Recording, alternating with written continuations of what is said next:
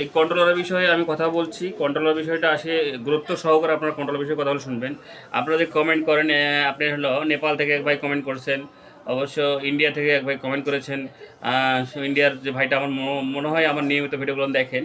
আসলে এই বিষয়গুলো আপনারা সবসময় মনে রাখবেন। আমি যে ভিডিওগুলো দিই, আমি কথাগুলো বলি, আপনারা হয়তো খুঁজে দেখেন না। স্পষ্ট ভাষায় বলা আছে যে কন্ট্রোলারের প্রথমত আপনি ছন্দমূলক যদি মনে হয় তো আপনি তার কন্ট্রোলারটা খুলবেন। খোলার পরে কন্ট্রোলারটার ক্যাপাসিটি ঠিক আছে কিনা, ক্যাপাসিটি যদি ঠিক থাকে, আপনার 5 ভোল্ট ঠিক আছে কিনা, 5 ভোল্ট ঠিক থাকলে আপনার যে আইসি যে ছোটো আইসিটা আছে এখানে ভোল্টেজটা কত দিচ্ছে দেখবেন। ওভার ভোল্টেজ হলে আপনার পিক আপ ধরবে না। যদি অসুবিধা হয় তাহলে আমার চ্যানেলে দেখবেন, যাবেন, আমার চ্যানেলগুলো নিয়মিত সাবস্ক্রাইব করবেন। আমার চ্যানেলে গিয়ে সাবস্ক্রাইব করে আমার পাশে থাকবেন। এই বিষয়ে আমি জটিলভাবে আপনাদের একটা ভিডিও দেবো এবং এই ভিডিওটাতে টু জেড বুঝাই দেবো যে আপনার কন্ট্রোলার কোন কোন পাসগুলো থাকলে আপনার কাজ মানে করবেন। ইন্ডিয়ার ভাইকে বলতেছি আপনারা আপনার চ্যানেলটা দেখুন, হ্যাঁ, বাংলাদেশের বাইরেও বলছি চ্যানেলটা দেখেন।